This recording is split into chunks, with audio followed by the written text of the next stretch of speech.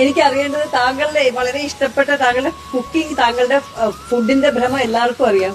എന്നാലും ഇവിടെ വന്ന് ഇപ്പൊ ഇത് സെറ്റപ്പ് ചെയ്ത ശേഷം ഉണ്ടാക്കിയ ആദ്യത്തെ ഡിഷ് ഏതാ സർ?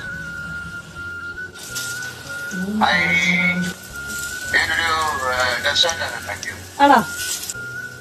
എന്തായിരുന്നു അത്? അത് നമ്മുടെ ഏത്തപ്പഴമില്ലേ,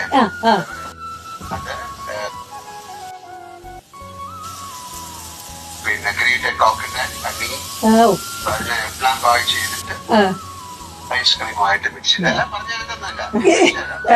കഴിച്ചിട്ട് വിളിക്കൂ, ഒരിക്കൽ നമ്മളെ വിളിക്കൂ.